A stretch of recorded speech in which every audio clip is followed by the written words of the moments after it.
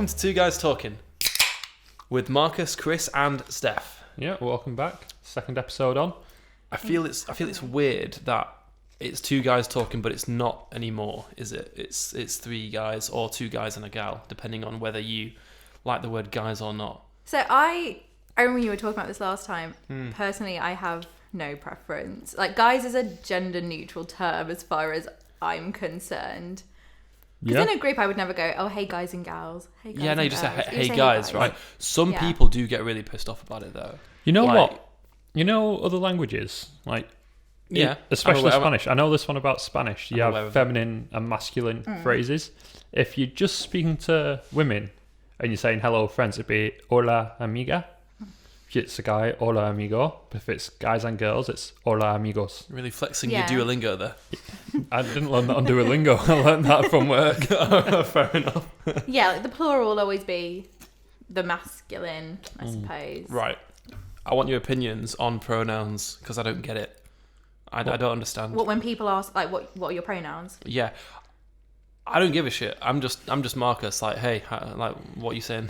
Yeah. Would you give a shit if you were not your assigned gender at birth? Because I think that's the crux of it, isn't it? It's not, cis people being like, my pronouns. Yeah. Are well, the thing she, is, her. It's well, maybe that's just my ignorance. Then, if I'm open to admit, I get people who, feel they were assigned the wrong gender at birth, and that's cool. But I guess I've never understood the whole pronoun thing. Like, I'm not really. I guess because I'm comfortable with my assigned gender, I'm not really like. I don't know. I've never really thought about it. It's just it suddenly became a thing. I'm like, oh, okay. Is this like, do people feel this strongly about it? Really? Wow, I think it's like pansexuals mostly, or transsexuals that are transisting. Yeah, because obviously pansexual, I think they just say no, I don't have a gender. Well, it's on the well, it's where you feel you lie on the spectrum. So you've got it's LGBTQIA+, but it's like, so you can be non-binary, and then it's like you're they them. I definitely think it's a spectrum. My belief is that in terms of like what gender you feel you are, and even your sexuality, like, I feel it's definitely not a binary thing. It's just like where. And I feel it can change as well, like, as you discover yourself and you learn more about yourself. This has gone extremely deep very quickly. Like, we're at 1 minute in. See, I can respect someone's sexuality and how they identify. However, I don't really sign on to I'm this thing. It's like, no, are you a man or a woman? Or pansexual, if you like. I don't want to be, he's an attack helicopter. He's doing his own thing. Well, people always take the piss. They're always, I'm an Apache helicopter, that kind of thing. Yeah, but people genuinely like... That's taking it to an extreme, though, and that's a very, like... Most people are just like, well, I'm not quite sure. I feel somewhere in between. I don't know. Well, just don't identify. That's fine. Like, man, but woman, people don't. Non-identity. Yeah. Like, non-binary is a massive thing now. Yeah. Oh, yeah, it's huge. Yeah. And I guess, like, well, you've just got to respect it. Well, I never knew it was a thing, but it is. So obviously, right, okay, well, people feel this way. We need to see what we can do to help them feel, part of, I don't know, just more included in wider society. And I think that's it for me. I personally don't care about my own pronouns because, again, I'm very comfortable in the gender I was assigned at birth and my sexuality and all of that stuff. But, if someone chooses to identify in any kind of way, it doesn't affect my life in any kind of way. So if someone I know says, oh, these are my pronouns, I'm just going to be like, okay, cool. That's how I'll refer to you. Yeah, man. Yeah. You do you. Yeah. Doesn't bother me. Absolutely fine. But it's interesting that obviously, like, I never thought people would have an issue with it, but clearly, we've got to respect that. And, some people do feel very strongly. Yeah. I really don't know how we got onto this topic. I feel it's very deep. You just brought it up. Yeah, I've never really thought about it before. I don't know, like... It's one of those things that just spark in your head, like... Yeah. What is this? Yeah, I don't know. I just think it's kind of interesting, yeah. Well... There's a lot you could say about it. There is, and the thing is, because all of us here are very comfortable with it, so we probably shouldn't be the ones. We're not the ones to talk about it. What I'd love to do is get like a guest on or someone who can like actually offer some insight, because I feel like I'm quite what's the word now? Not ignorant, but I'm not unaware. Like, I'm unaware of the issues socially and the struggles that are present.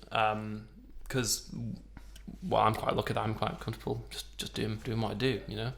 But yeah, it is a very deep shit. How long have we been going on for? Like literally not even 6 minutes. No. And we're already. I mean, I don't know. This will make a great clip. To be fair. Oh yeah. In saying that though, how was your night, Marcus? I was gonna say so last night, surprisingly, I'm not that hungover. There was a virtual festival that I was streaming last night. The problem with that is it's streamed from America, so for me it was running 8 p.m. till 5 a.m. What festival? It was called SecretSky. Not sure if you've heard of it. I'm quite proud of the fact that not a lot of people know about it. It's essentially, there's a festival that started in 2019 called SecretSky. You've got people like Madian, Skrillex, Porter Robinson. You know, it's an EDM thing, right? Yeah. And obviously because of COVID in 2020, SecretSky couldn't happen, so they started SecretSky, which was just a virtual live stream thing. And it was really cool last year because it was literally just a few guys with a camera, some DJ decks, and a projector for some visuals and shit. This year they stepped it up a notch. It's free to attend, but and it's to raise funds for charity and so on. There's a charity called Music Cares, which is all about supporting artists and people who are trying to make music in these tough times. Yeah. But what's really cool is it's not just a YouTube live stream. You can actually, or a Twitch live stream, they've got this digital auditorium.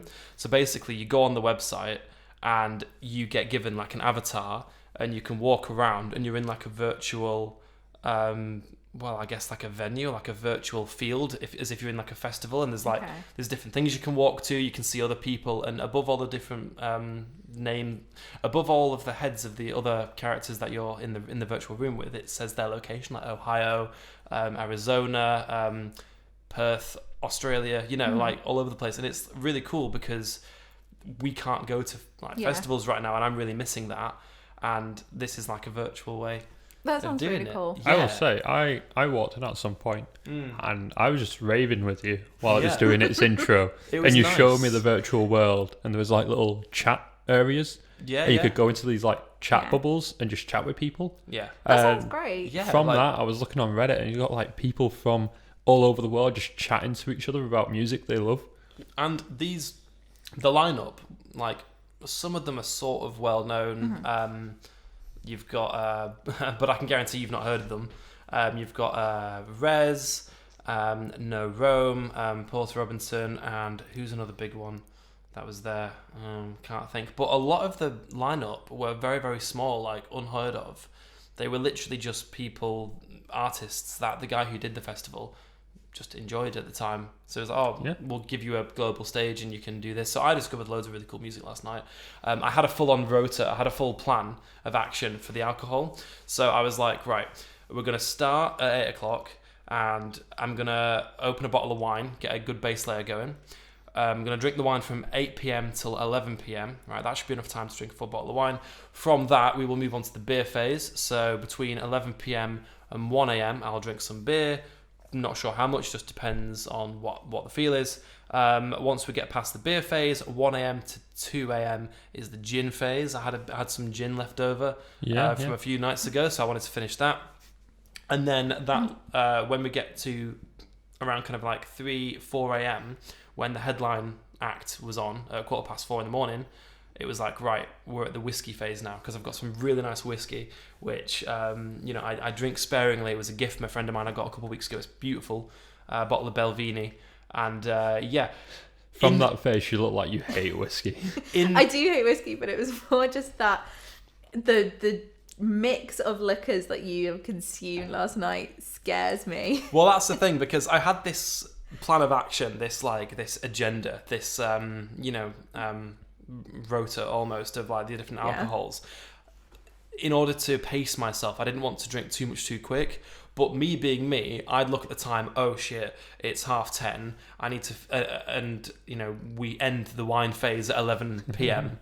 and I've got to get through 3/4 of a bottle, just down the whole thing. In the end, I didn't actually drink that much. I skipped the gin and the whiskey phase. I only had one beer. I actually had a nap for 2 hours midway through. And then woke up at 3 a.m. and I was like, oh shit, I don't want to miss this. I need to, And then I just had one Corona, some water, and then that was it. And because I didn't want to black out. I wanted to be loose, but like enjoy the music. See, I was in here on Warzone, and he had it up loud enough where I could have my headset on and still hear the music.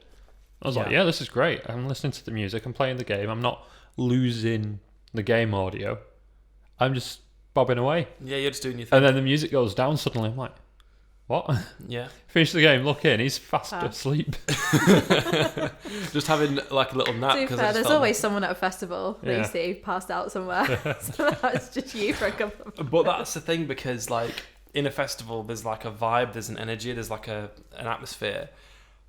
I'm not saying this was as good as that, but there was a bit of that, and that leads me on to the thing of like, well, you were saying earlier today, a virtual festival is going to become bigger now. Obviously, hopefully, COVID's on its way out. Well, it wasn't specifically that. It was more, I would like to see them continue to do SecretSky alongside the SecretSky Festival.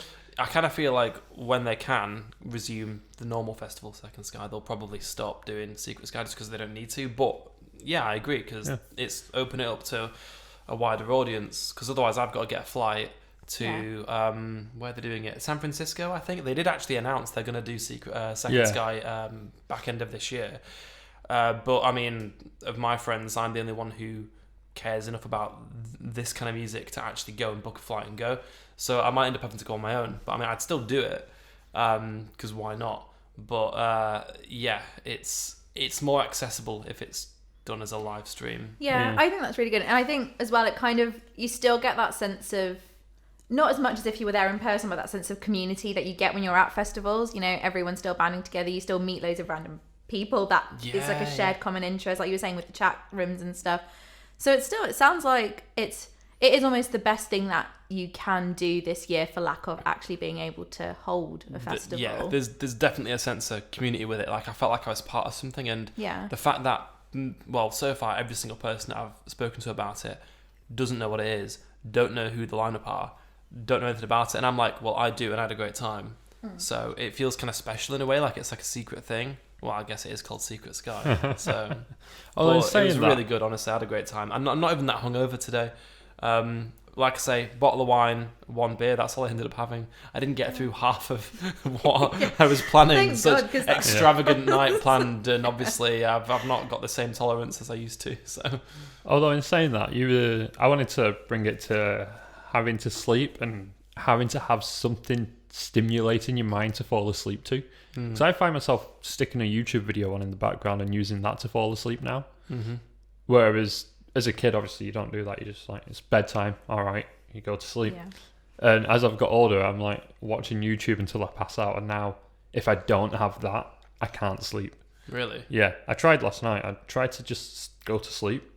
And after like an hour, I ended up getting my phone out, putting a YouTube video on, and I was gone in like 5 minutes. That's the thing, because... And you had your music going, and you just slept to that. Yeah, I did actually. Well, to be fair, at one point... So with this festival, it was an EDM thing, but like I say, it was just music that the guy liked. So at one point, it toned down, and it was this acoustic... I think she was from Japan, but she was singing in English. But it was just beautiful and very, very chilled. And then an hour later, it became like rave music again. It was very like all over the place. But I don't know, it was really cool. Have you done any like virtual festival type things, or like? So last summer we watched the Download stream that they were doing. It's not quite the same because it was just like a YouTube thing, I think. But like, I think at the time you were allowed to meet up in small groups.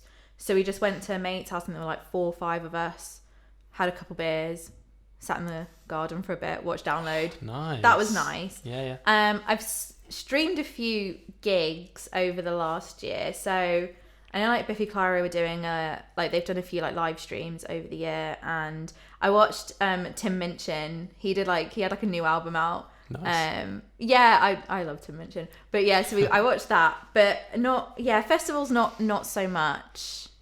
Well, just like live performances. But I've seen a few live performances, especially at the start of lockdown, I think last year, maybe like the first 6 months of it, when I was really sort of missing going out. It was an emotional time. Before you kind of got used to not going out. Yeah. I was doing a lot more of that stuff. And That's then true. We're so used to it now, aren't we? I've not done as much of it, sort of within the last 6 months, I'd say, just because I keep on telling myself that it'll all be over soon so I can just go do stuff in real life. And we booked, I've got 3 or 4 gigs booked for supposed to be this year.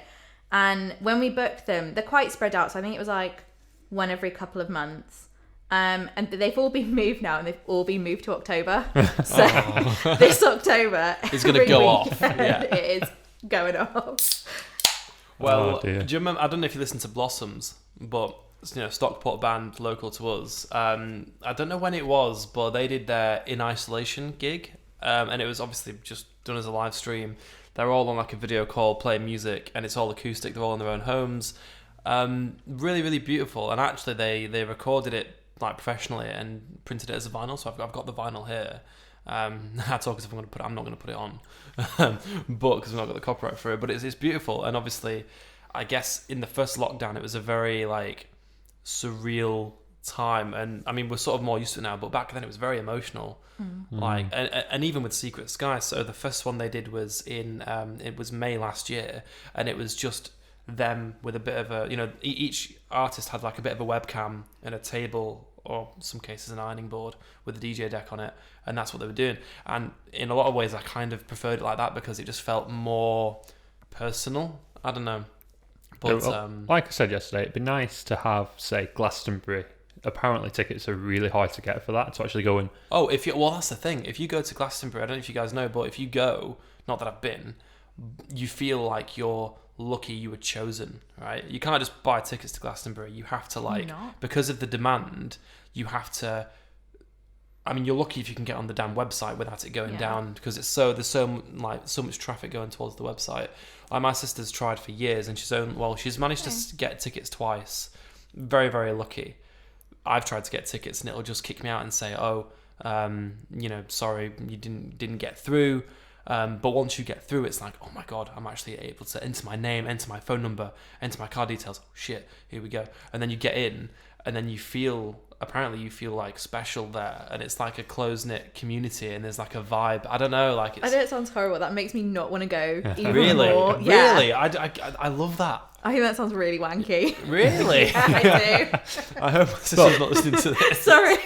But this brings me on to my further point of, imagine having that in a virtual setting that you can just visit from your own home, the same way as you would attend a festival, except like SecretSky, where you've got all these avatars running around with little chat bubbles. Yeah. Maybe you can see the live stream. Could you do both? So you've got, obviously you pay more to actually go in person, but they could do a free version that's streamed, or you pay £5 or something stupidly cheap. I would hope so, because I mean, the festivals that I've been to in the past,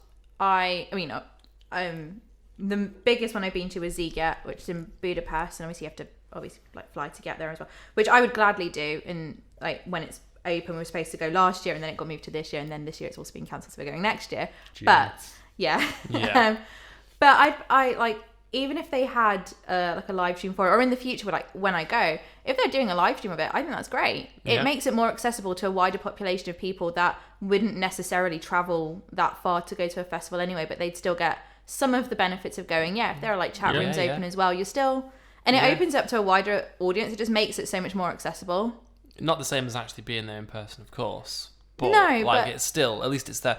They do, with the big festivals like Reading, Leeds, and Glastonbury, that they do broadcast the main stage stuff on TV, but they don't. But then, BBC broadcasts it. It's on iPlayer for a little bit, and then they just get rid of it because that's how they are. Rather than it just being on YouTube, you can always watch it back. There's so many great festival gig moments that I watch a lot of gigs just on YouTube. Just because I don't know. It's just. I guess I just really miss it. I don't know. You know what? This brings me on to a conversation we had yesterday in the car. And I'm going to ask you now, do you pay for a TV license, Steph? Or URL? You do? Yeah. Okay. Now, we don't, not because we're stingy, but because we genuinely just don't watch TV. No. So, we don't have an area. We didn't for a long time. And then I have a very guilty conscience. And I am always, I think that it's if I put the TV on, I just think someone's going to bust down the door and be like, you haven't paid a TV license. Like, so I just got to the point where I was like, I have to just buy one. And things, I don't watch like terrestrial TV. Normally I watch, Netflix or like stuff online, or I'll download stuff. But I watch like iPlayer, and it always asks you, it goes, do you have a TV license? And for like 5 years I was like, yes. But I didn't. I just put my mum's address in when it asks for your details. I'm like, I live at this address. So there's a show that my friends recommended I watched last year. It's called Dave. It's about Lil Dicky and his kind of like story, his rise to fame and all that. Apparently it's a really, really funny series. I started watching it when we were living at the old flat, and got a letter through the door about a week later saying, "Oh, we know you're not paying for your license," and I'm just like, and being the little bitch that I am, I was like, "Oh shit!" So I stopped watching it. And, you weren't like, I was like, show's not gonna. It's like, I'm just not gonna watch it. And now my mates at work are just like talking about this show, and I'm not in on the jokes and on the references because I just stopped watching it. And I don't even think it's on BBC. I was watching it on BBC iPlayer on my laptop, so I don't even know if it's on there anymore. I could probably download it somewhere, but I mean... Well, this is the conversation we were having. Like, so you've got so many streaming services now, like Netflix, I guess HBO, Disney Plus, Hulu in America, Yeah. All these streaming services Prime as well. Yeah. And you've got to pay for each one individually, and then obviously you might have a terrestrial package such as Sky as well, which is even more money on top of that. And you could end up spending probably £200 easy on your subscription services plus the TV license if you've got a terrestrial. And we were talking about, what if that TV license covered streaming, and all the streaming services would then go through essentially the government, and then you would have access to the shows available. I mean, I don't think it would ever happen, but I think it's a great idea in theory. I feel like I would pay for that. I feel like the government would fuck it up somehow, and it would be a shit service. Yeah. I feel like it would be slow. The website wouldn't work properly. They'd have some weird two-factor authentication where you've got to use like, I don't know, a fax machine or some shit. You know, the NHS sends you like a code that you use every time you log in. And they send it to you as a letter. Oh, do they actually? Yeah. What the fuck? Yeah, they do. If you get like referred for something, so you'll get referred, and then they'll post you a letter that has a code on it, so you can log online and put your code in to make an appointment. Are you taking the piss? No. Oh, right. Do you not know your code, sir? Well, I mean, luckily I've never really needed it, I suppose. But to be honest, I'm thinking about moving to Canada at some point. Honestly, the codes are so stupid. I'm not gonna slate the NHS. I will do, not right now. The code that they gave me has something to do with bedding. Bedding? Yeah. Yeah, yes. The codes are always, so it's basically, the code is always 2 words that are just random nouns. But it might just be, your code might just be like, I don't know, red omelette. And that's, yeah. Do they use the same thing as British code words for operations? Like blue dynamite? Completely random. It could do with something about railway infrastructure. But they just choose 2 random verbs and they're like, yeah, this is the operation name now. Speaking of red omelette, would paprika taste good if you put it with an omelette? Absolutely. Would it actually? Yeah.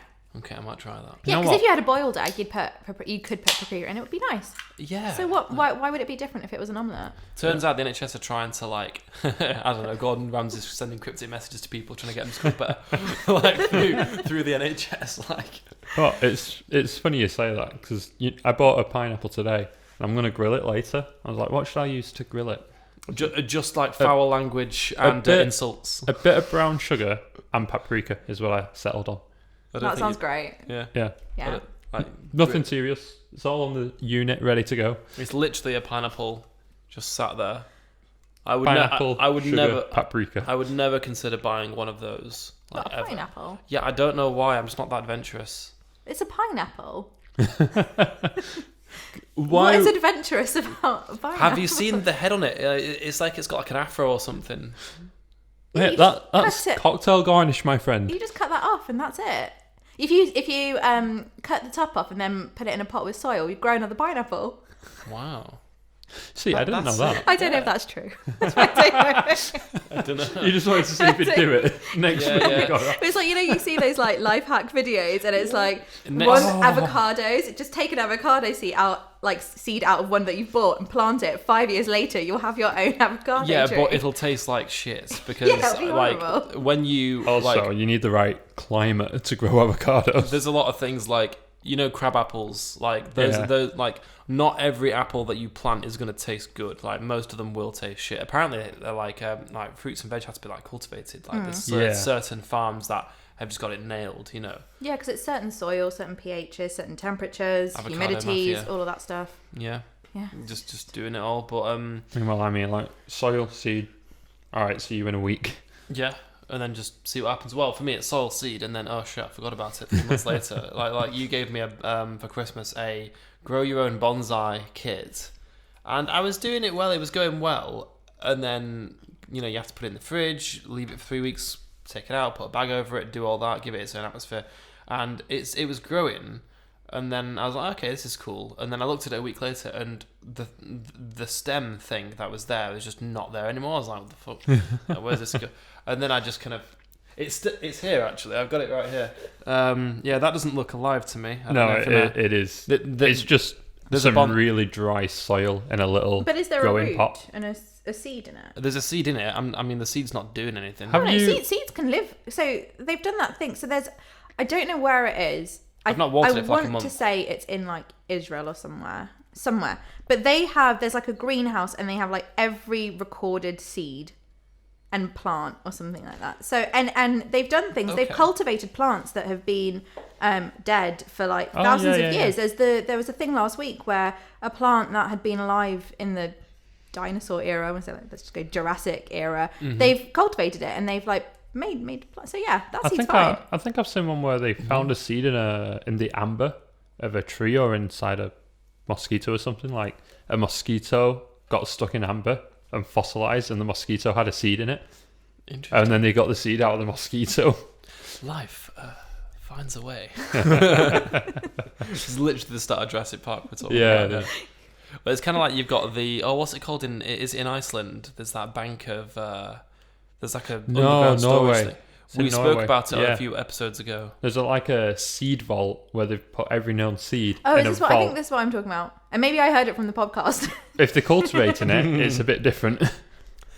Because they just store the seeds underground. No, okay. Maybe I'm getting things confused. But you might be right, yeah. I have seen people corporations, whatever it was, cultivate seeds from thousands of years ago that are definitely extinct and have made a plant from it. Mm-hmm. Definitely short of something to do if they're doing that. It's like, well, we did something. Well, I mean, to be fair, it is pretty cool, but I just don't see a future for that plant over there. I've not watered it for like a good month at least.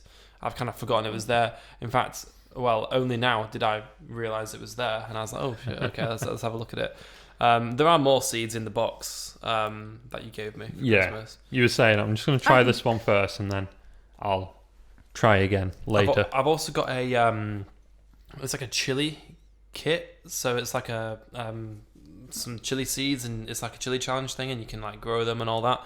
My mum bought the seeds for me and my sister so that we could like have a bit of a competition and like who can grow. I kind of forgotten about it until just now actually. So I've not actually grown them. It's funny. It's funny you say that because you pulled it out last night. Yeah. Like I literally. Oh yeah, I've got this. Yeah. And puts it back. Yeah. Well, you said it is probably out of season to start trying to grow chili plants at this time. Yeah. Although I don't know, because I mean. See, I don't know, but also, so I have an orange tree at home. I say orange tree, it's tiny. It's like, I don't know, not even 30 centimeters tall kind of thing, and it has teeny tiny oranges on it. It's completely dead at the moment. But I bought one of those like garden lamp type things, like heat lamps that you're supposed to use for plants, so that you can ultraviolet lamp. Yeah, I got it a couple of days ago, and I opened it and I was like, okay, it's a lamp, and I haven't like set it up yet. But technically, then you can grow things in any season, because like England is not the right country for a lot of hot plants. True. Like chilies is not like it's not like an English weather. Well, it's one of those things. It's like cost versus reward. Like we could set up a massive chili production center in greenhouses with hot lamps, keeping it at the right temperature, the right humidity, whatever.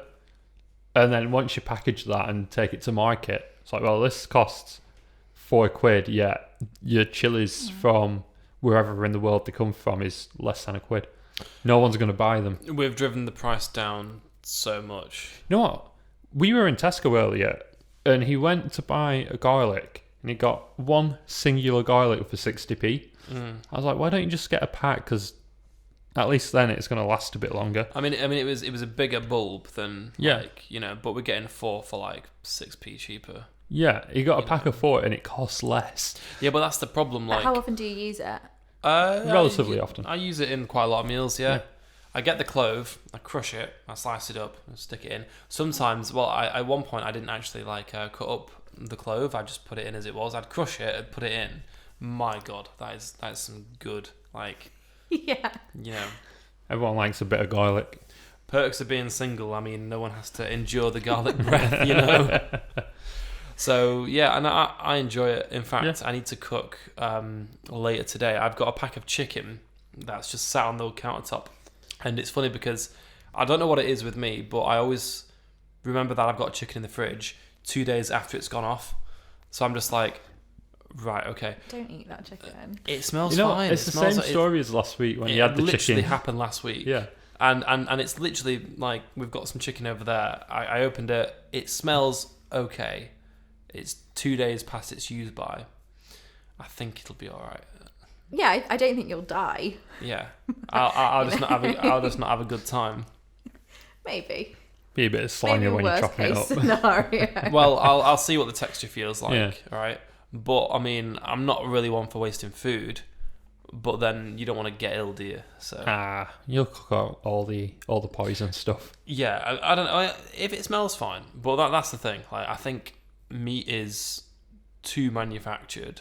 Like, in some parts of the world, you will go to your local shop, you will pick out the chicken that you want, and then they will just deal with it there and then.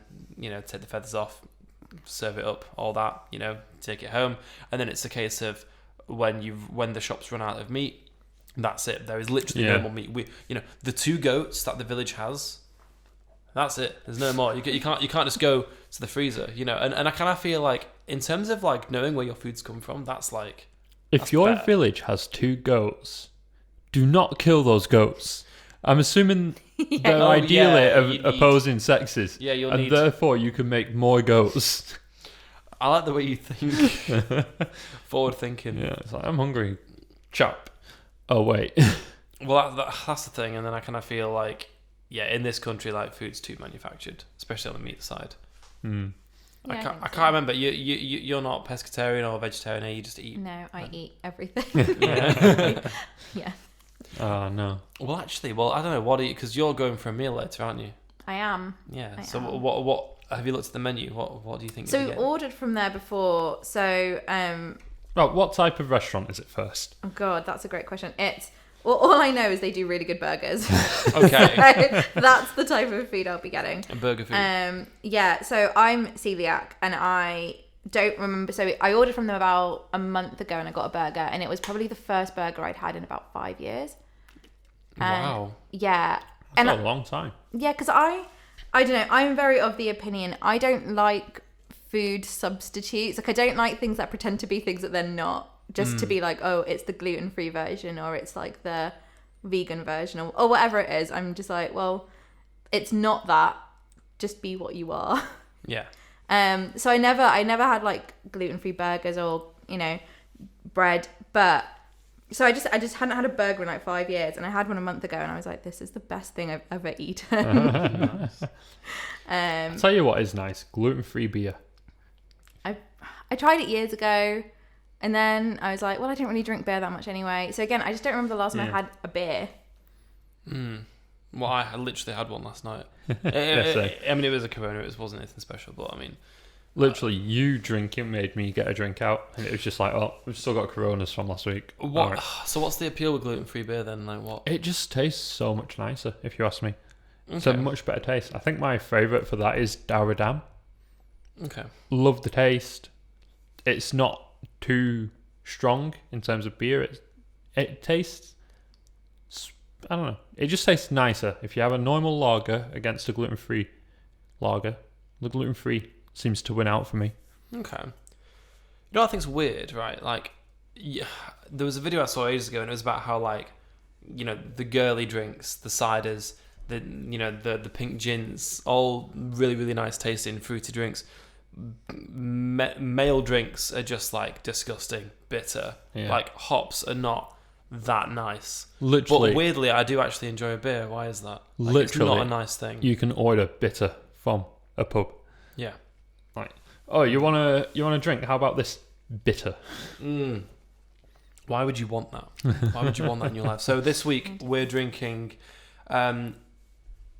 Inches medium apple cider. It took me a minute to read that. That says inches, right? Yeah. Inch.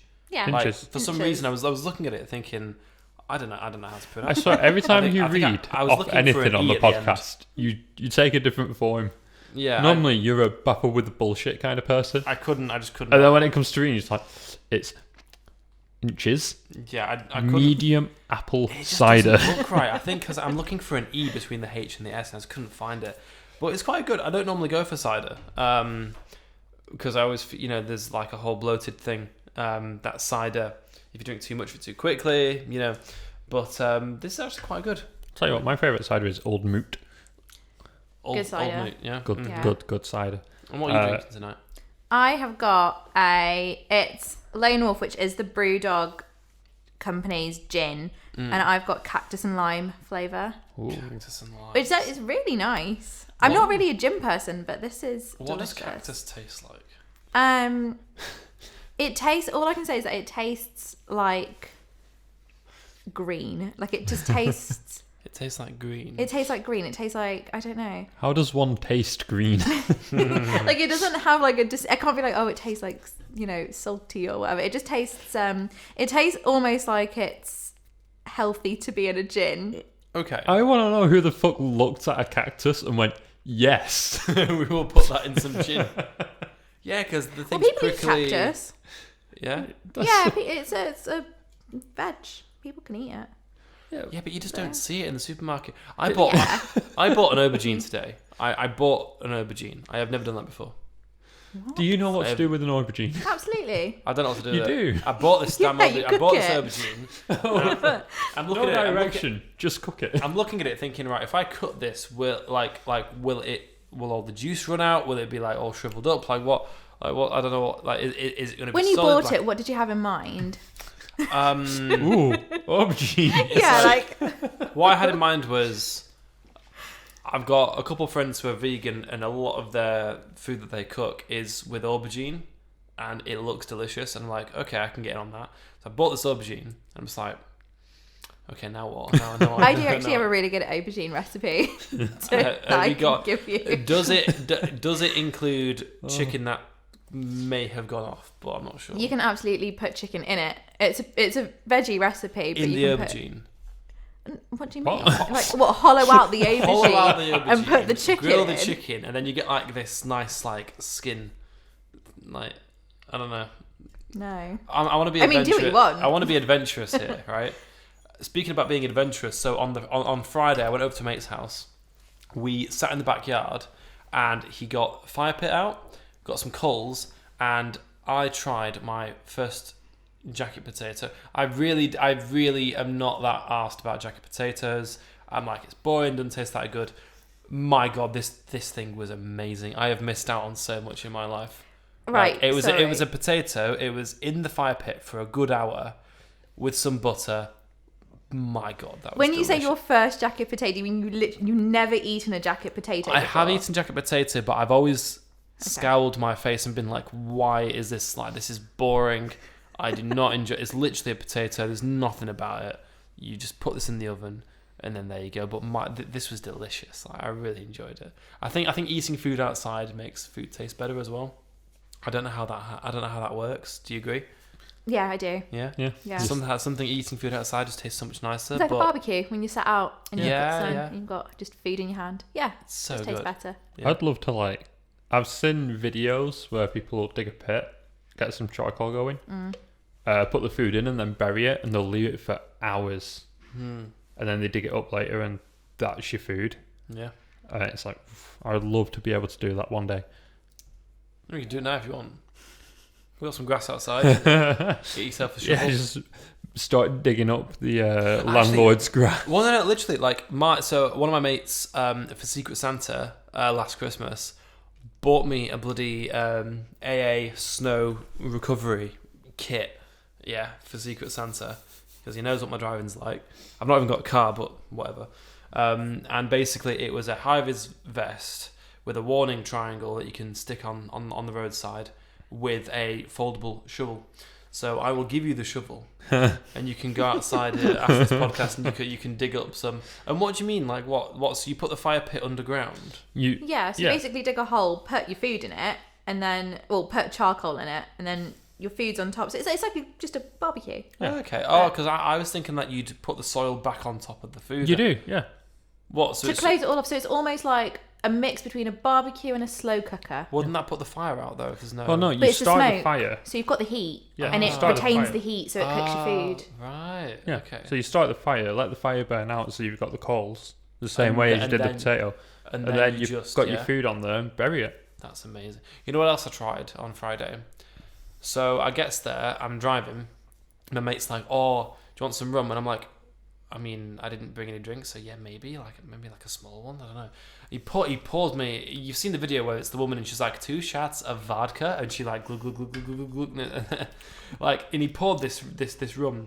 I'm like, Christ, like, you know, I don't want to drink all that. It's alcohol-free rum. Well, 0.05% rum. Quite nice actually. Yeah, it tasted like it was quite. Not watered down, but like it tasted thinner than what a real rum would taste like. Yeah. But if you shotted it, there was definitely a spice. Like, but I've never heard of that before. Alcohol-free rum. You know what? It was good. European spirit bottles have a thing on the top that kind of regulates how much flow will come out. Okay. So bartenders and stuff just don't bother with speed pourers. They just have this thing on the top and pour straight out. Okay. I wish we had that in the UK. Well, I mean. Yeah, but you do. We just use speed pourers. Yeah, we do. We have to go out and purchase something extra to have the same effect. I mean, yeah, but you still have the same effect, though. You're not buying it. Your employer's buying it. Like, why are you being a bitch about it? Well, I've got to clean the speed pourers. I've got to put them in all the bottles. I've got to put the condoms on them. You've not got to do anything. You furloughed. Like, you don't have to do anything. Give me 2 weeks, mate. I'm back in work. Is it really just 2 weeks? It is. Oh, that's amazing. That's good. That's nice. I hope, to the love of God, people wear masks and, you know, don't get COVID. Yeah. I mean, I'd hate for your business to close up again. That'd be a bit rubbish. Third time's the charm. I won't have a job afterward. Yeah, nah. I mean, you and me are alright. We've been working throughout, but I mean... Yeah. Nah.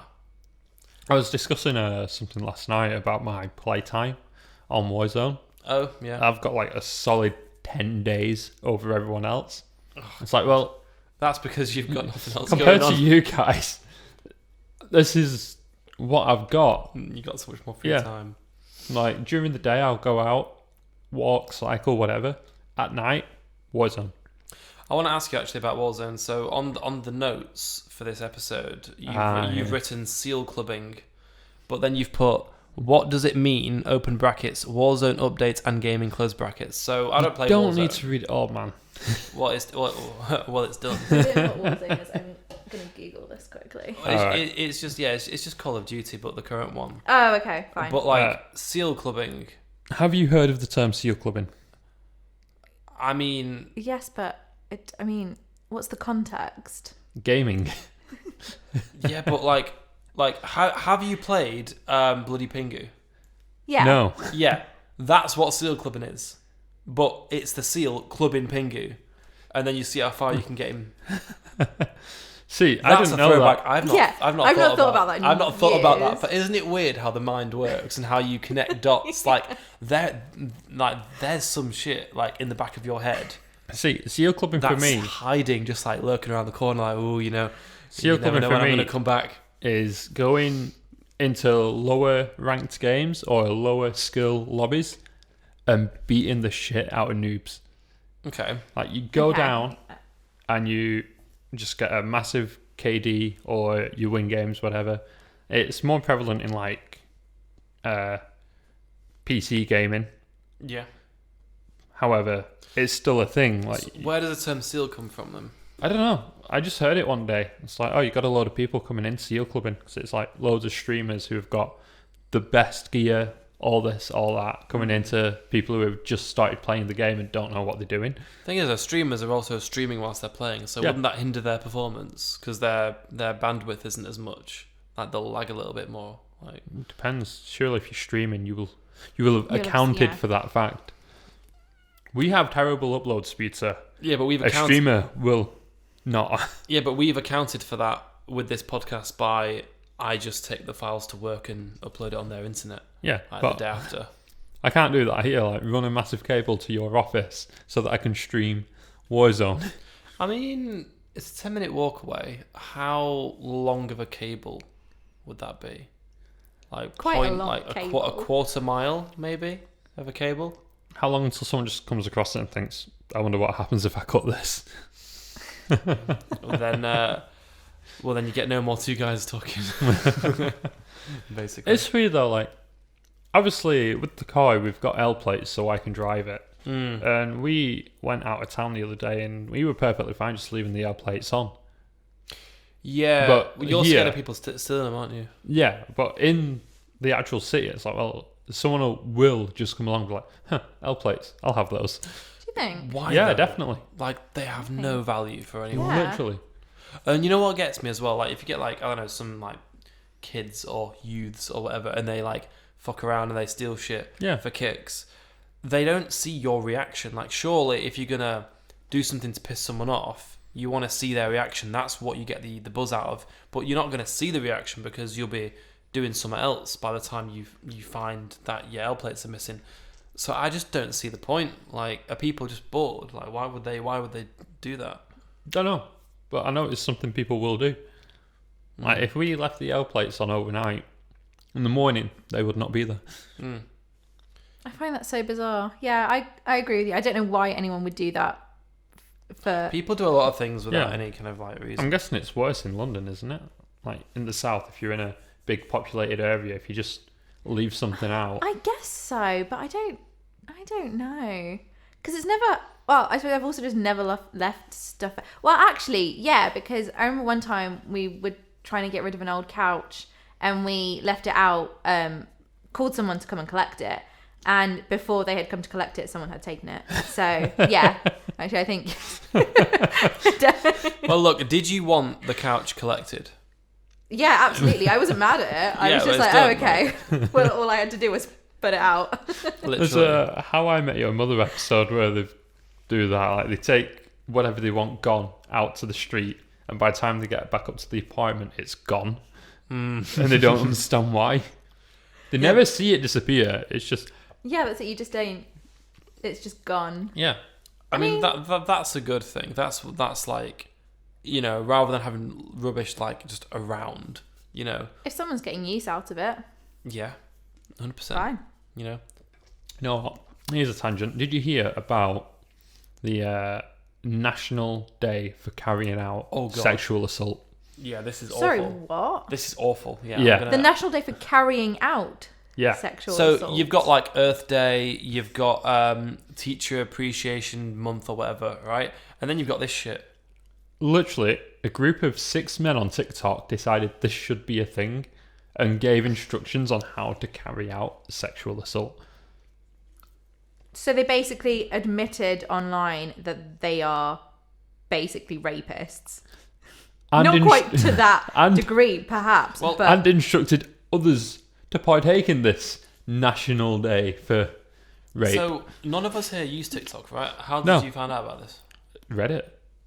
Literally, we were talking last week about how TikTok is kind of aimed at kids, and then this comes up in the news the next week. I don't get it, man. There's some weird shit on there. I don't have TikTok, but, like, I end up consuming it by proxy of just, you know, because you go on Instagram or you go on Snapchat or you just go on WhatsApp and you get your mates sending you all this shit. But is this cross-posted? Is this seriously a thing? Everything, yeah. The MEN reported on the 24th of April, the National Day for carrying out sexual assault, that a 14-year-old boy was arrested for assaulting a girl. In Manchester? In Manchester. Oh, it's in the Manchester Evening News. Shit, if that's happening so close to home, it must be happening on a global scale. It's on TikTok, man. It's a global app. Yeah, I know, but it's like, that's scary. Like, what a fucking idiot. Like, what the hell? It's so weird. I don't, like, is society actually fucked now? Like... So, no. And here's why. I think it is. I don't know. I don't think it is. I think the access... I think you just see more of the bad because it's so readily available. But I don't think that means that there is more bad. I just think you just have more access to it. Mm-hmm. And people are more inclined to spread things and share things that make them feel negative or scared or whatever it is, rather than share things that, like, it's like with the news. The news never goes, oh, look at all these lovely things that have happened. Yeah. It's look at all this shit that is going on. Yeah. And I think, that's true. That's true. Know, so yeah, there's definitely a lot of good happening out there that's not being talked about. No. Just everyday kindness. Here's the thing, right? So I've got a friend of mine who is a volunteer at the Maggie Oliver Foundation, and what they do is they help support victims of this kind of abuse to actually...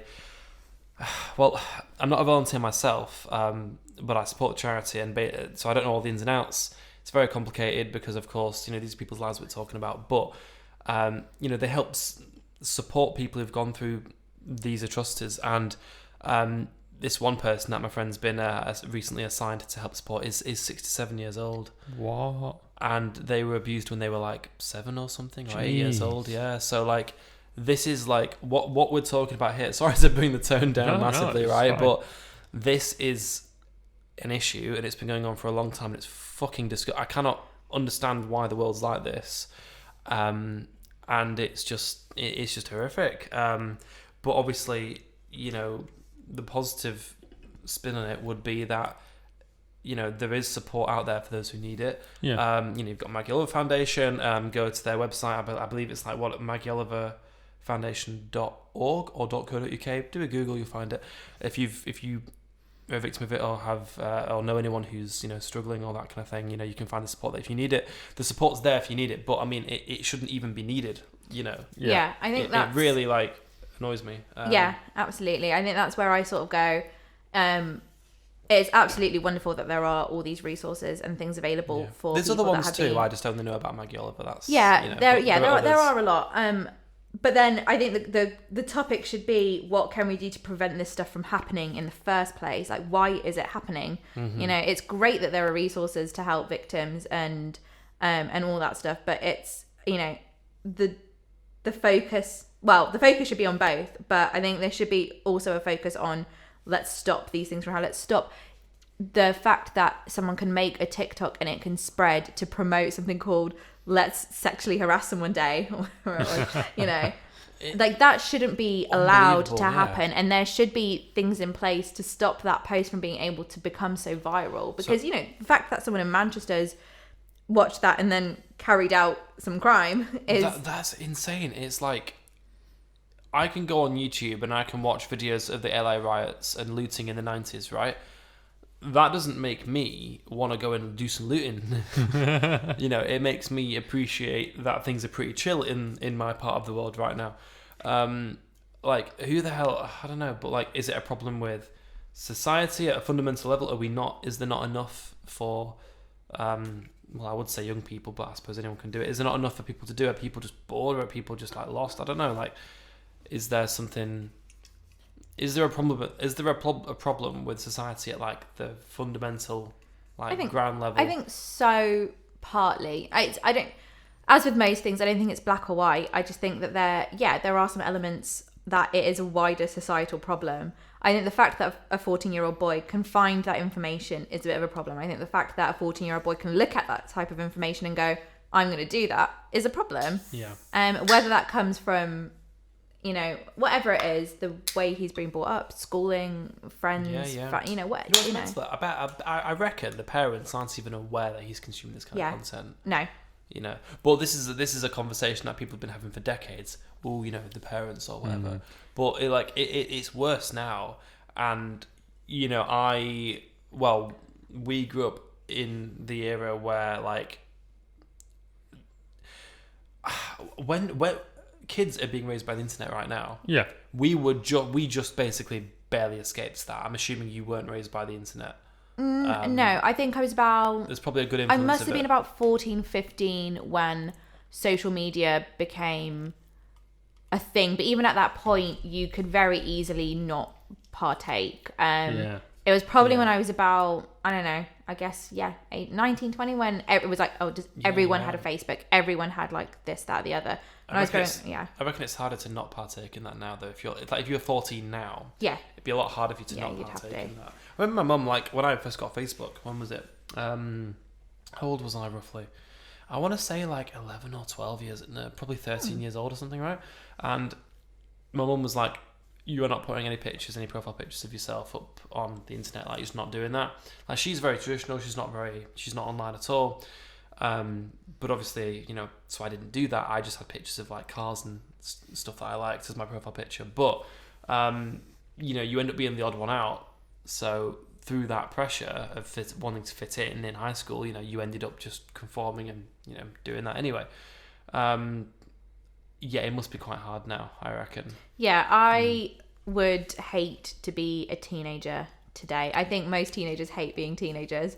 But, because at the time, when I was a teenager, we had MySpace was the bigger social network until sort of Facebook came along a few years later. And at that point, it was more fun and lighthearted, but no one cared. I remember the biggest deal with MySpace, and that people at school, it was like a thing, was on MySpace you could choose your top friends. Yeah. So you had like your top 8, and people would be like, you moved me down from your 1 to your 2 spot, and then that would be like your argument about social media. Whereas now it's one that you've got access to all of these weird bits of information from all around the world. Face tuning and stuff like that as well is like a massive thing now. Before, like, I had a MySpace. I had pictures of myself in it. It was a picture taken with like my Sony Ericsson, whatever it was, that was basically a blur. Even if someone, for whatever reason, had that picture, you couldn't even make out anything. It's not useful for anything. It's so, Whereas now it's like people are taking professional style photographs on their iPhone, whatever's. They face tune them.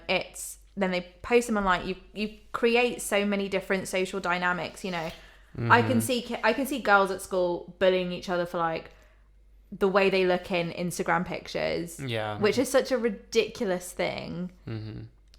I do feel though that like things kind of go full circle, and I do reckon, I don't know when, but soon, the onus won't be so much on that. Like, I know a lot of people right now who are actually not on social media, and it's actually like almost cool to not be on social media. So it's kind of like, I want to be free. I don't want to be connected to anything. I don't want to be tethered to anything. One thing that really annoys me is I've got like 5 different messaging apps on my phone. I don't want all that shit.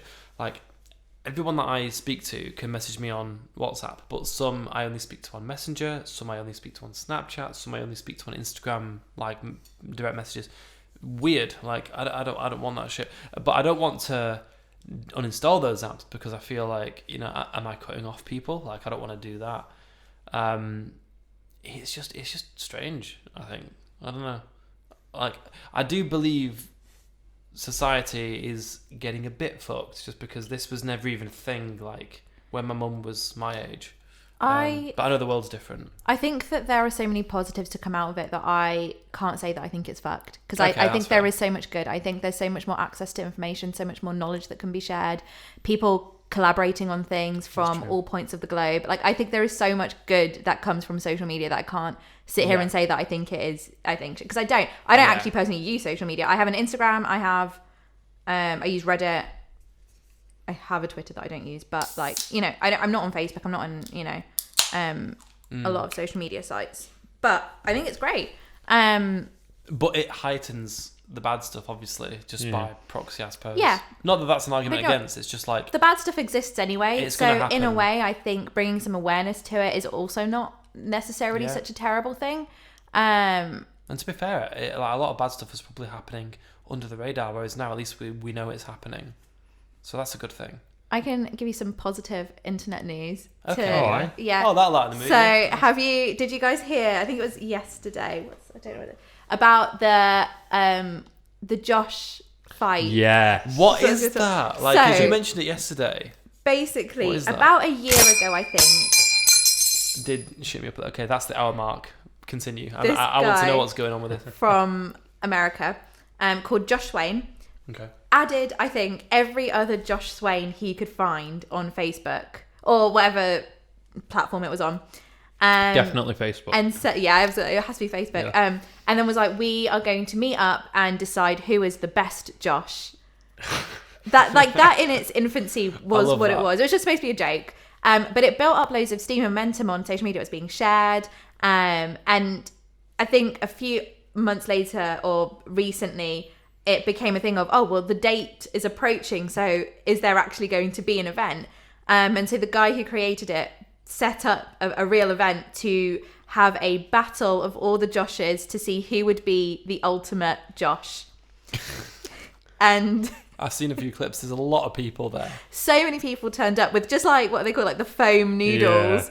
Yeah. And they had 2 battles from what I understand. I saw like a few clips, but it was like there was battles between all the Joshes to discover the one true Josh.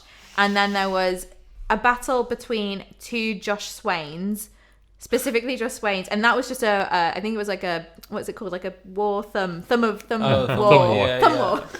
thumb. So they weren't fighting. It was war just of like thumbs. Yeah, it was like, it's a thumb of wars, a war. So it was like thumb wars, rock, paper, scissors, stuff like that. Is that what they were doing? Yeah. So like they weren't actually like beating each other up. No. So there were loads of people there, and the big group were messing around, hitting each other with like foam noodles until someone was victorious. Who I will come on to in a second, the winner. Okay. But yeah, the Josh other. Swain? Do you know what? It was. You ruined the story. There's build up happening. So there was the first battle, which was like between the two Joshes, which was like the thumb. What thumb? What thumb? War of the thumbs. Thumb war. Thumb war. Is that the 1, word? 2, 3, 4. I declare a thumb war. Thumb war. There you go. I know I'm struggling That's another so thing. much with that. That's another thing that's been in the back of my mind for like 10 years at least, and it's just resurfaced now. How weird does the mind work, Anyway. But then, so the winner of the Battle of the Joshes was like a 4-year-old kid that everyone just unanimously decided in the battle to let this kid win because he was so cute and he was running around with his like pool noodle, hitting people, and everyone was like, oh, like, I'm hurt. So they let this kid win, and the championship title. So it was like they gave him a Burger King crown and a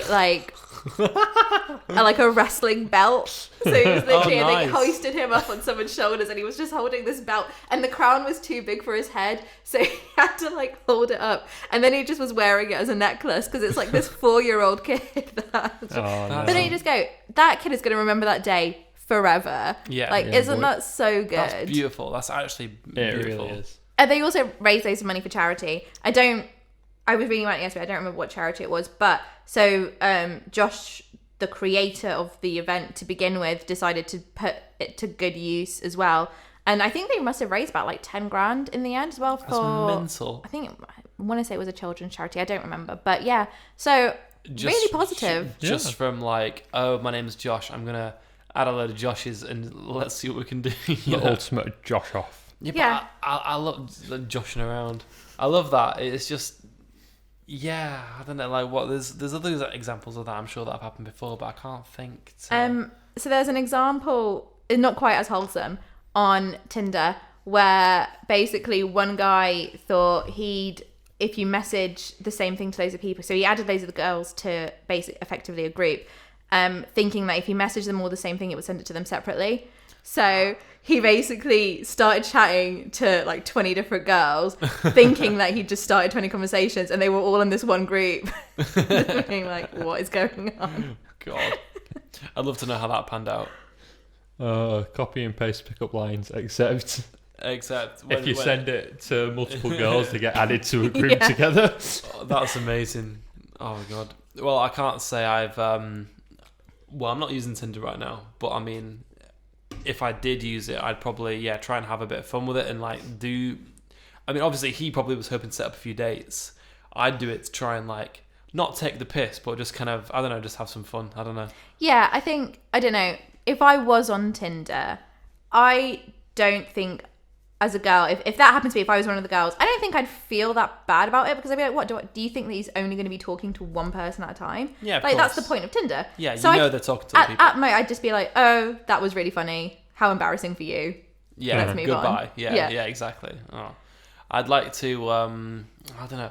I've got a friend of mine who loves to take the piss with it, but I can't actually think of any examples off the top of my head, so I kind of regret bringing that up because I can't add any meat to the conversation. But no, like I don't use it, but it's if you think about it as a fundamental, it's a place where you can message random people.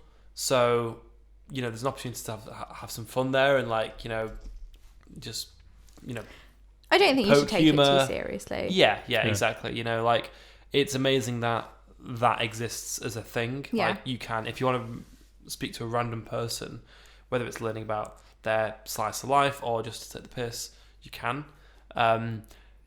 Which is kind of cool, actually. But I do kind of think when it comes to actually dating, like, meeting in person's better. Yeah. But I kind of feel like most people who use these apps aren't looking for anything, like, proper. They're just kind of, like, killing a bit of time, I don't know. I've never...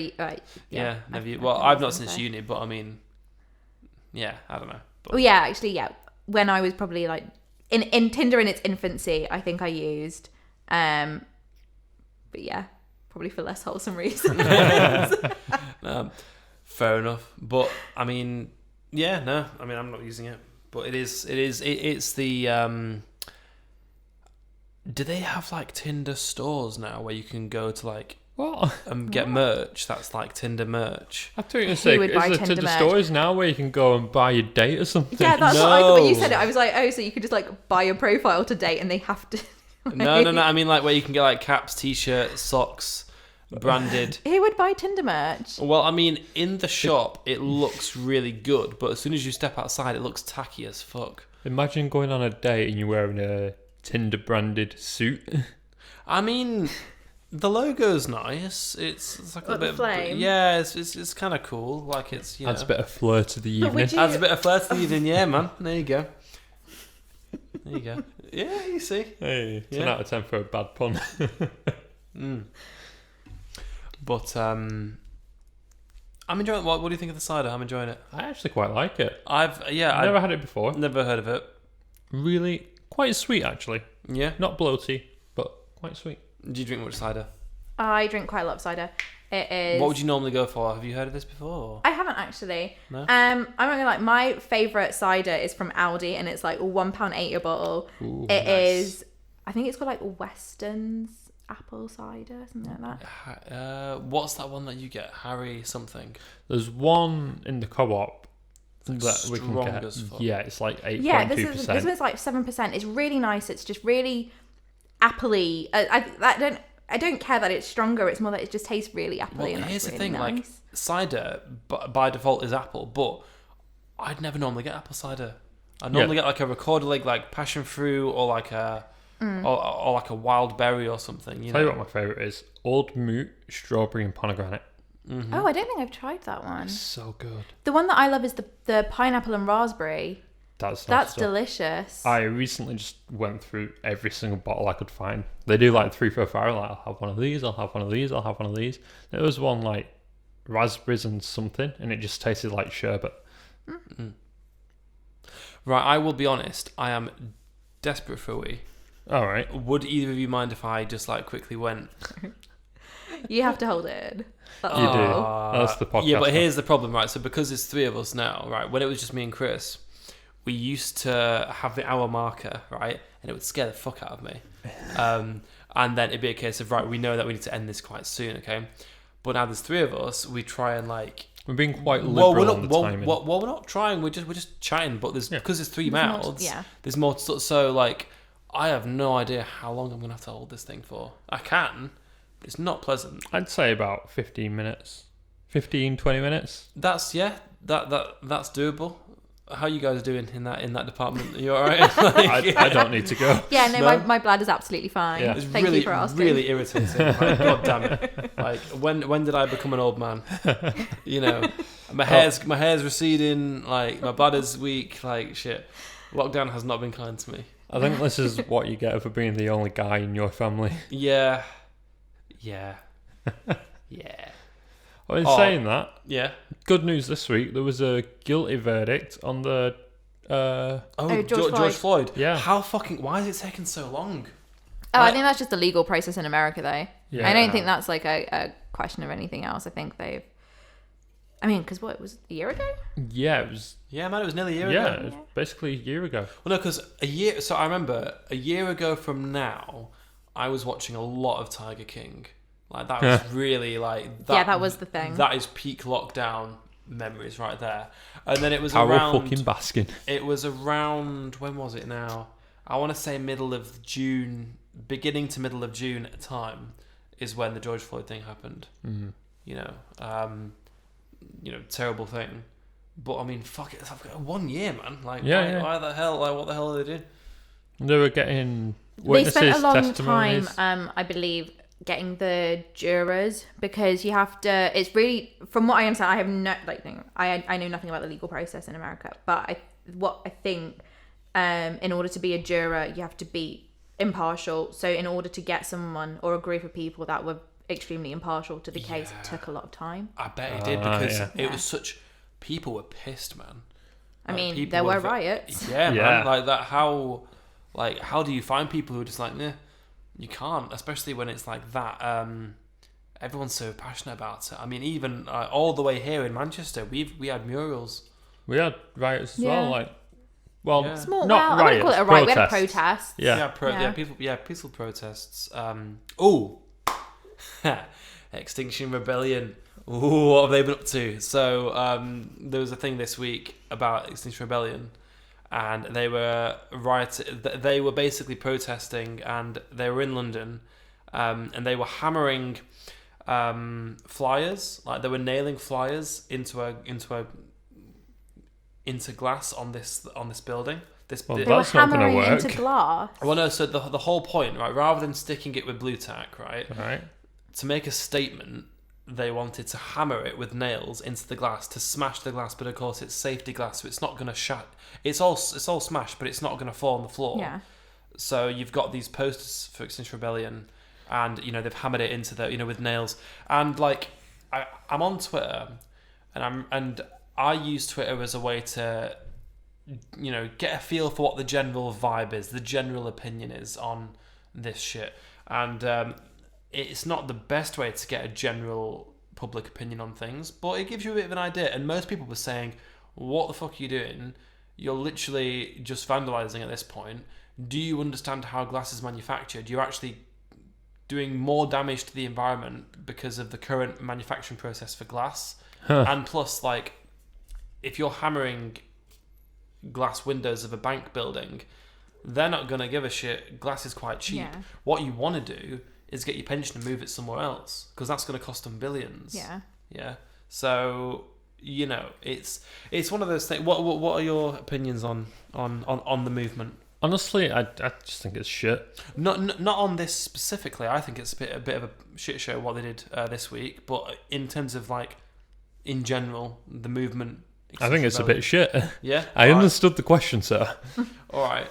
I agree with the idea that, of course, we need to reduce carbon emissions. Of course, we need to be more thoughtful about what we're doing in our lives. We are working on it, man. We're literally doing it.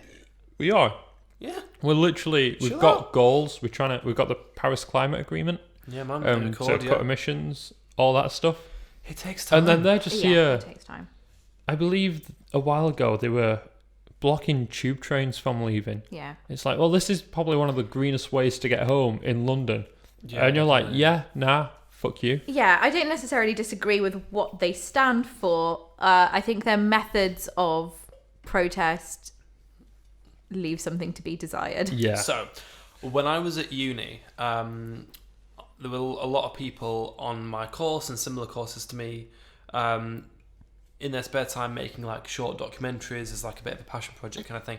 And there was one guy who made a documentary on a upcoming, and this was like 2 or 3 years ago, an upcoming riot or protest in Manchester for the Manchester Extinction Rebellion group. And I don't know if it's just a reflection on how the guy filmed it, but the way that it was done, it felt like Extinction Rebellion were just a nuisance. Like I don't think the guy who made this documentary as a student film intended for them to come across like a nuisance, but they just came across like little fucking bitches. Like that's the thing. Yeah, but it's a good cause. They're just fucking it up. Yeah, that's it. It's a good cause, and I think they are probably hindering more than they're helping. 100%. They completely shut down Deansgate. Obviously, not last year, but before COVID, completely shut down Deansgate.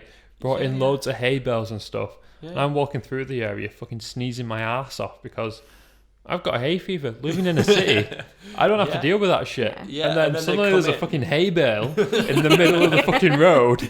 They didn't straw flying through the air. I'm just walking down going, achoo, achoo. And you've heard my sneezes. Honestly, they're fucking loud. He scares the shit out of me. Like I'll be in bed chilling, and then I'll get this.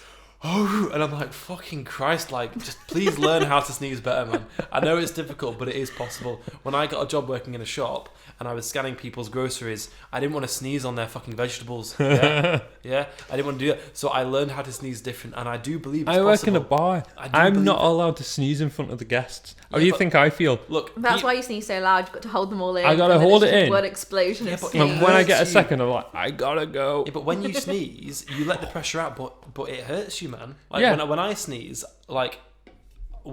this is the thing. People say to me, "Oh, you shouldn't hold it in," and I'm like, "Mate, like it doesn't hurt. Like the pressure's being released." This is the thing. If I just sneeze normally, it hurts because it's a massive sneeze. However, if I try to stifle it, it still hurts, and then I've got to sneeze again. Am I just being ignorant? Like, do people sneeze differently, or can people change the way that they sneeze? Because everyone's different. I think you would be the expert on this stuff. How do you sneeze, Steph? I apparently sneeze quite weirdly. Everyone that sneezes are very weird. Ollie always laughs at me when I sneeze because I say "achoo" when I sneeze. Like, you can hear it. So it's a really weird sneeze, apparently. And I don't know that I could change that. That is just how I sneeze. So one of my friends in high school had a Bambi sneeze. Had a massive build-up. Then just a little choo at the end. Oh. It's like, choo. I was like, what the fuck is wrong with you? Why? It's the cutest sneeze in the world. I know, let it out, let people hear it. But back with, why are we talking about this? What? Well, hay bales. Yeah. Hay bales, right? Yeah. So like, all like they're protesting, they're stopping people from getting to work and all that shit. They're not stopping the people who are making the decisions. They're stopping people who work in fucking call centers, who work in IT, making spreadsheets using fucking Microsoft Excel or some shit. Like they're not actually making any difference. I will say there have been times in the UK where we haven't burned any coal because our green initiative is offshore wind farms. I think we're looking at wave generated power. Yeah, man. Yeah, that's something to do. Solar, hydroelectric. Look, it's the way the world wants to and go. Nuclear. We all want to go. We've all seen. What's that film called?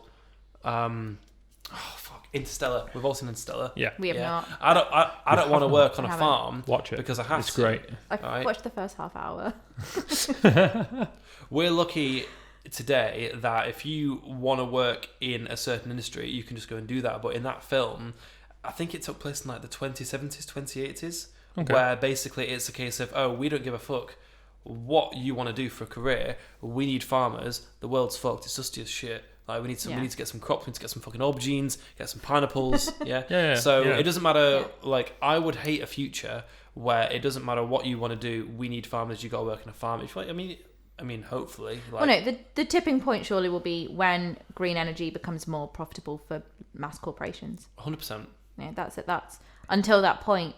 Unfortunately, it feels like unfortunately the average person is quite frankly fucked. Like it's. You need big change. You need corporations. You need businesses to be investing in green for it to actually. Of course, and a lot of companies are doing it, but I think a lot of it right now is just because it's good PR. Yeah. For them, You know, it's good to be seen to be green. Well, I think the government is. I'm going to have to go for a wee. I'm sorry, I can't. Please continue. I've given you something good to start a conversation. Run with it. I'll be back in 2 minutes.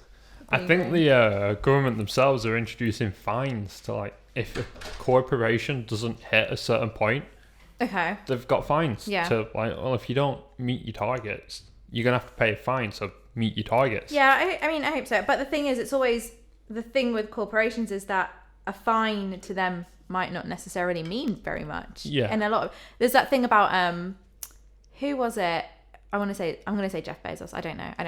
Someone very rich who basically paid like thousands and thousands of pounds in parking fees because he was parking his car somewhere where he shouldn't be, but it doesn't matter to him. So that happens a lot in Manchester, especially around like King Street and stuff. It's basically a no parking zone, and people with these rich, expensive cars, they'll just park the car there. Yeah, because a fine is ridiculous. You know, they don't care. They'll pay the fine in order to do what they want. And I think companies will do the same. If all it is paying a little bit of money that they have buckets full, they'll pay the fine. But if that fine's recurring each year and increasing each year. So there's a thing that they do in Scandinavian countries. I'm not sure which one or if more, but they fine people as a percentage of their income rather than as a blanket fine, and I think that is really clever. I've seen this. Yeah, I've seen this. I think that's great. That's because that incentivizes everyone to not do these things. It doesn't matter how much you earn. Yeah, you will lose X% of your income. Yeah, for breaking the law in this way. Yeah. So you could be speeding with someone else. If you're in a sports car and the other guy's in a fucking Tesla, you two decide to go on a race.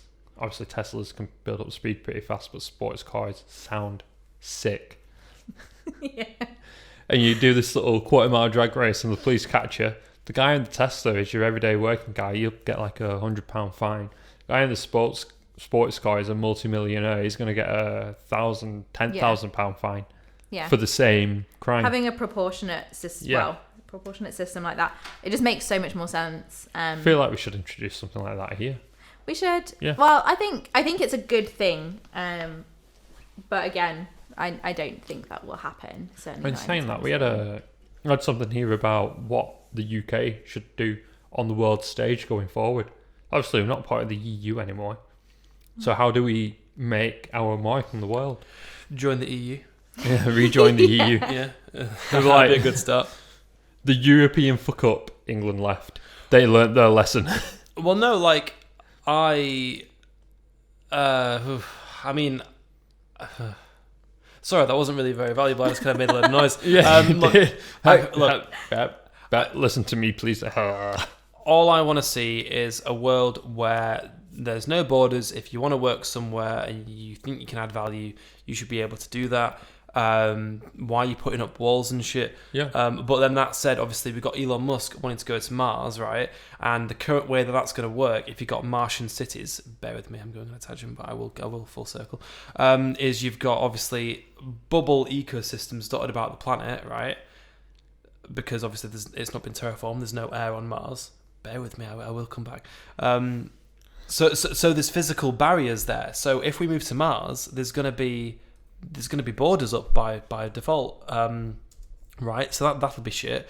So we don't need that on Earth. Like, you know, you can go anywhere and live and work and add value and do whatever you want. So I think it's a shame, but I do think like we'll get there eventually.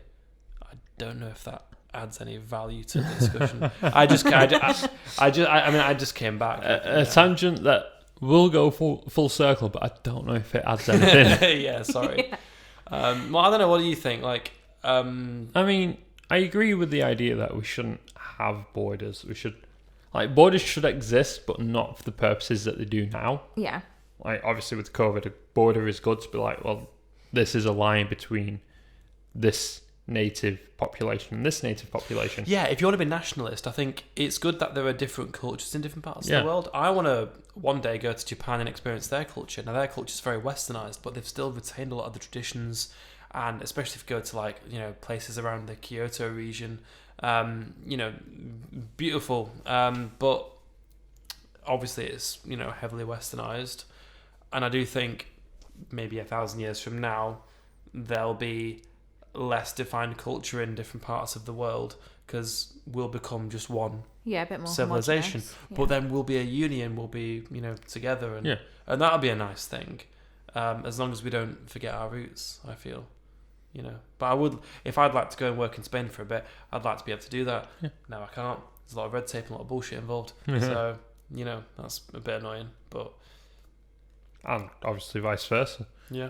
There's a lot of people I work with who aren't from the UK. We have a lot of international workers in the restaurant.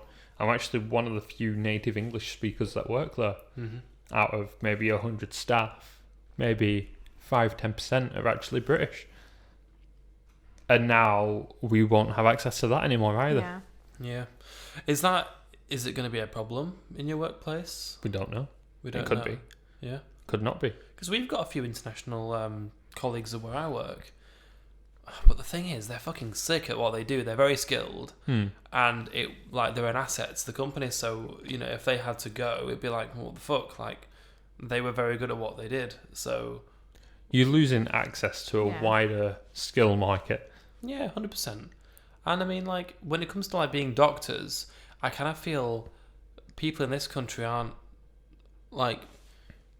It's going to sound a bit weird, please correct me, right? But a lot of young people now want to become influencers. They want to be YouTubers and do all that shit. So people aren't...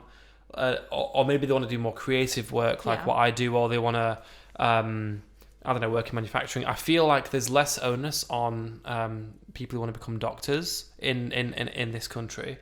There's not enough to supply the demand. So, of course, we have to go to places like India, Pakistan, Poland, Germany, other countries where the expertise is there.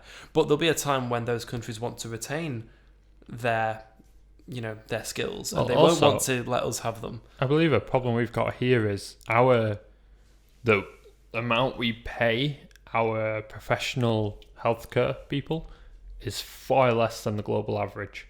Yeah. So we actually have a deficit in doctors. Yeah. There's an agreement. Yeah. Here. 100%. Yeah, 100%. I mean, I say I feel strongly about this because I work in healthcare, but not necessarily that. I do think that, and lots of jobs, it's not just healthcare. The responsibility of what you do is not conveyed by what you earn. Yeah. And I think that is one of the cruxes of it for me. And I can take nursing as an example. Nurses do, and I think because there's been a lot of discussion about this lately with the 1% pay rise. But nurses do so much already and have been for so long. What they already earn, it does not justify what they do is not justified by what they earn. It just feels so wrong. That someone who, and there is value in lots of things. So, I'm not trying to diminish what other people do, but there is so much more value in, for me, being a nurse than say being an influencer who might get paid like 10 grand just to post something like that. Like there is such a skew in what people's skills are worth that I don't. You know what? Well, that's what's annoying about it. Just quickly, like with there's obviously a market for that, and if a company is gonna make more than 10 grand by investing that 10 grand into an influencer who'll post some shit, I guess that's just capitalism. Yeah, absolutely. Yeah. Well, I was gonna say the MPs in Parliament, they have like a public body that decides the pay rise. I think overall they got something like 2.4%. I might be wrong on that one, but it amounted to about 7 grand on top of what they already earn. Yeah, because it's 2% of what. Yeah, it's a higher amount. Yeah. And what they already earn is like 70k a year.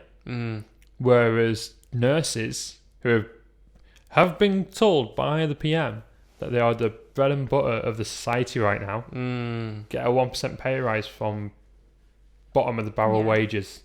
But that's the thing. Why would I, as a young working professional, choose to go into healthcare as a job when the way I would much rather do what I'm currently doing or something else? Well, that's the thing, because like what I'm doing for my career is not benefiting society from a healthcare perspective. Yeah, because I'm not working in healthcare. okay, the work that I do is more in marketing. I suppose marketing, entertainment, that kind of thing. But it's not really. It's not better in society from a healthcare standpoint at all, because that industry doesn't appeal to me. Because obviously the pay's not that good. So how are you? Which is the reason why we then are short-staffed. So we've got to import skill from other parts of the world. I think it's fucked. It's fucked, mate. I think it's bad. Yeah. We've definitely made that harder on ourselves. I'll say that much. Yeah. And, very proud of our NHS and what, they do, but I just feel like we're not looking after them. Yeah, definitely. I feel like the pay rise the MPs got should have been vetoed somewhere along the line. And just be like, look. But isn't it vetoed by people who benefit from it? So the people who are voting for or against have to be altruistic enough to go, I'm not going to vote for something that will benefit myself. Yeah. Well, that's the thing. Simply put, if you're in that position, it should not be a question of what's going to benefit me.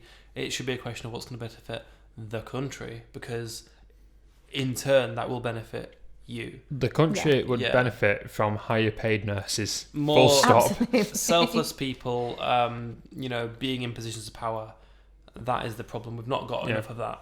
There are selfless people out there that are in positions of power, but there's not enough of them, and it's harder for them to get things through. See, on a slightly political tangent, I don't know what I will be voting at the next general election. Yeah, so in Manchester, 6th of May, not the local election, the national election. Oh, the national one. Yeah. Okay, fair enough. Yeah. I don't feel too strongly for Labour.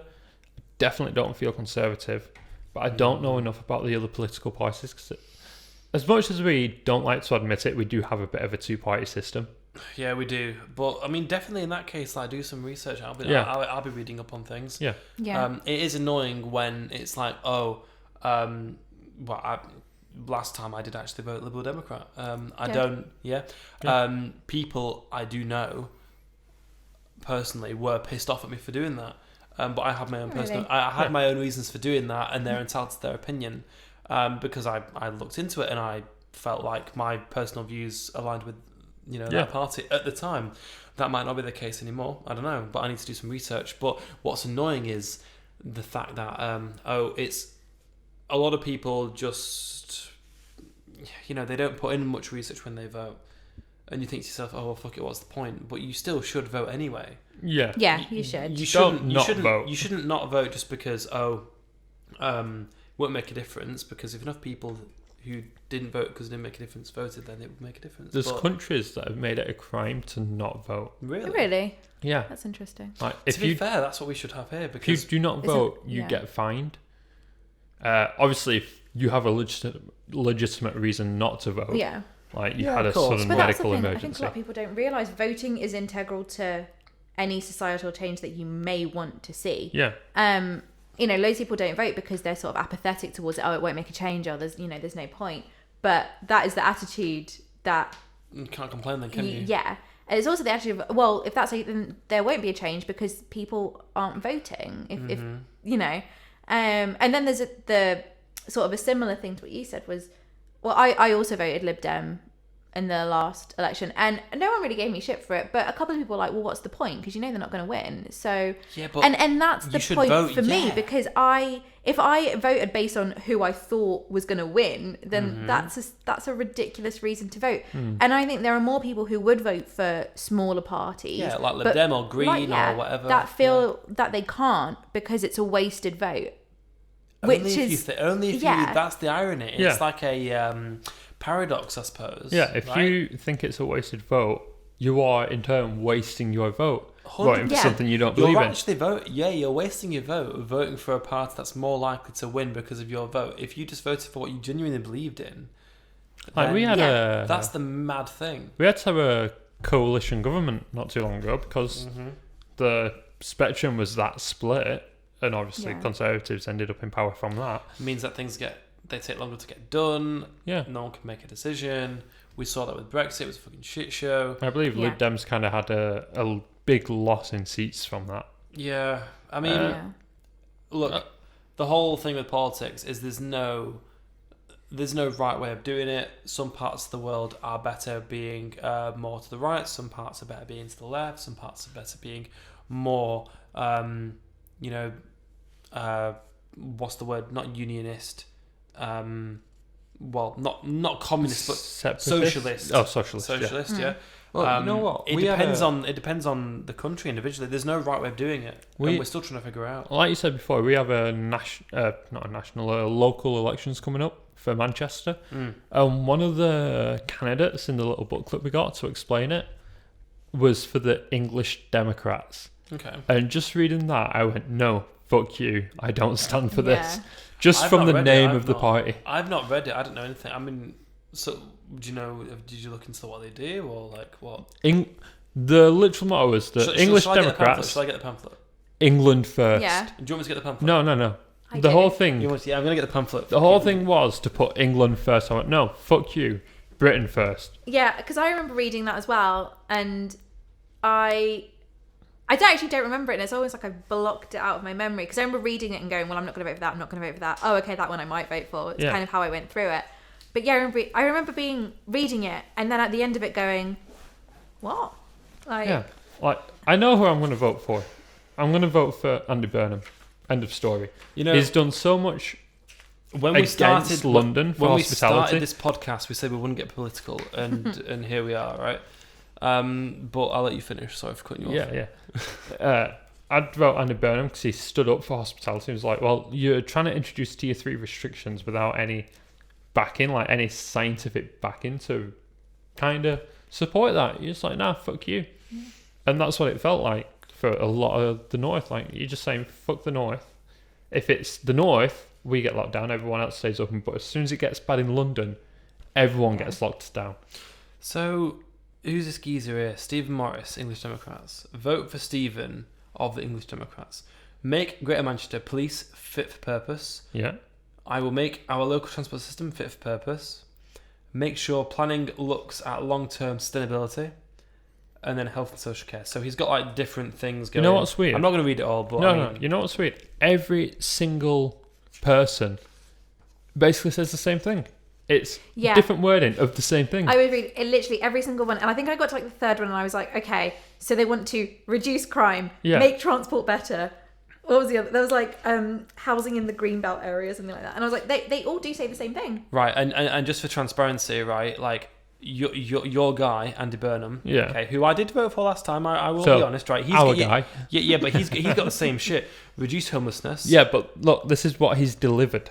Introduce free bus and recruit more police and all that kind of thing, right? Yeah. I mean, he has delivered that, and then it says what it'll do next to it. So here's what I think about him though, and I've not lived in Manchester for long. The first time I think I really saw anything about Andy Burnham was the restrictions tier 3 thing that was going on a few months back, and I think a lot of people will vote for him because of that. But then I think that is when you get into the system of, well, we know what this guy's like, so we'll vote for him because he's not bad.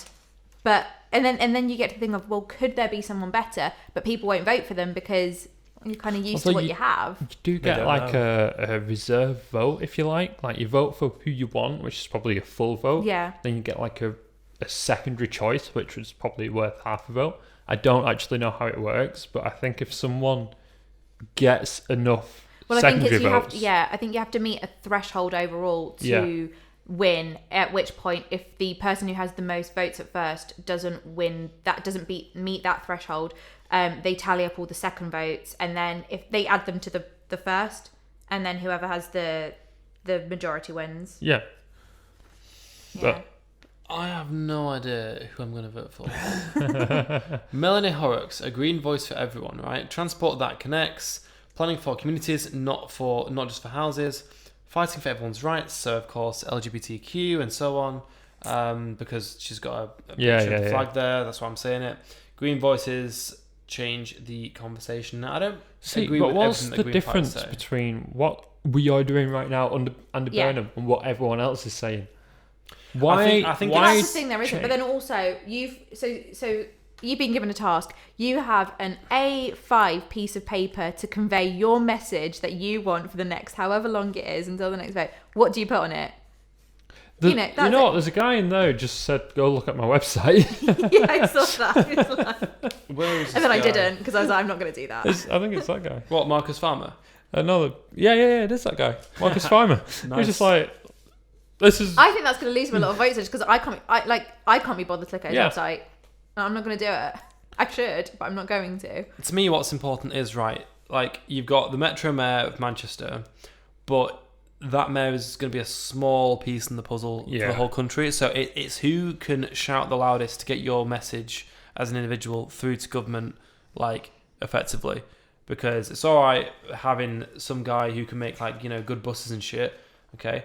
But you want someone who can actually, like, fight your corner and get it all the way to government and get that guy with the stupid blonde hairpiece to actually do some good stuff. So yeah, but that wouldn't be Andy Burnham. That's not this election. Yeah. Our MPs do that for, like, Trafford, for here, completely Which is separate. also this election. Is it? Because you're voting for two. Because I got two things. I got one for Met and then one for my council. Really? So, okay. I didn't know that. I thought, like, your MP was separate to that. Like, you vote your councillors, but then you've also got your MP, which is your Minister for Parliament. I don't know. I have to admit, I'm not particularly good at politic things. It would be interesting going down to the voting booth and just looking at, like, the fuck am I doing? Yeah. I'm not used to this. I remember the first time I could vote and I was so excited. And then it was just all so confusing. And since then, it's been like 10 years and I'm still just confused. Every time it's no different. Every time I'm still confused. The first time that I voted in a general election was, I believe, 2015. Yeah. It was when Cameron was pissing about with the whole Brexit thing. And, like, at the time, I actually spoiled my vote. I didn't actually vote. I put a cross through every single candidate as a means of protest. Now, what were you protesting? I think right, if I'm honest, right, at the time I was protesting the fact that I didn't agree with any of the parties, but also I am acutely aware, looking back, that I clearly didn't spend enough time researching, and that it was probably very ignorant of me to be like, oh, I don't agree with anyone, so fuck them all, like, cross them all through, like, protest, whatever. And if you don't agree with the parties, I do believe in protesting and, like, spoiling your vote as a means of, nah, fuck you. It's better than just not voting at all. But looking back, I do think, I probably could have been more. But I have got more interested in politics since then. You know, it's 2021 now. I'd like to think I'm more aware of what's going on in the world. But no, I definitely need to research the people in this pamphlet before I actually, vote. I know it's not a general election, but it's still going to affect you a lot because it is local. 100%. It is for us. And I like the idea of going green with it, but I just, some of the policies I don't agree with, but I don't know. I need to research it. Anyway, I'm not sure.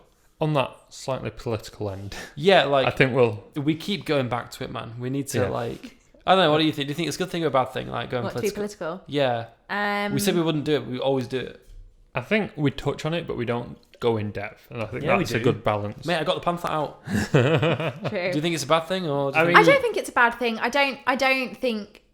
I think it depends on how in depth and how long you talk about it. Basically, it's not like 2 hours of us fucking arguing political views. Yeah. It's like 10 minutes here and there. Yeah, I think one of the things that works in our favour is that I think we're all quite like-minded when it comes to. I think similar enough. Yeah. Which is all, I don't know, maybe good or bad. Maybe if there was one of the three was really massively Tory, we would have a really interesting conversation. Clearly, we're looking for a guest here. Yeah. I think no, because it's good to have different points of view. Yeah. Right, but it's not becoming like a vicious argument. No. Which is nice because no one wants to hear that. It shouldn't be an argument. It should always be a conversation. Yeah, it should be. Yeah. But I mean, I think the key takeaway for me is vote. Well, no. Do your research and then vote. Don't just be like. Because apparently it used to be fashionable to vote Conservative. When Mum was growing up, it was like, oh, I'm Conservative and Conservatives are rich, so if I vote for them, then I'll be rich. Yeah. Did that pay off? Yeah, that was definitely a mindset that it did not. It did not pay off in the slightest. Right. It actually ended up costing her a lot of money because not getting pay rises and shit. But the world's different today. It doesn't matter what your parents did. Do your research and make sure that you vote and do your bit, even if it makes no difference whatsoever. Because you got to try. You got to vote for what you believe in, because if enough people believe in the same thing, 100%. Exactly, it does make a difference. Yeah. It won't make a difference if you don't vote. Yeah, exactly. Yeah. Anyway, on that note, time to end. Yeah, cheers for listening. TGT Thank you. number 11. Yeah. And we will see you next week. I think next week it will be just me and Marcus, because you have a holiday plan. I do. I will be down in London. Lovely. A little go away somewhere. Well, you've got to do it, because, who knows when we'll be locked up again. Yeah. Make the most of it. No, hope you have a good time. Thank you. Absolutely. Fantastic. I'm sure I will. All right. See you next week. Yeah, thank you for listening.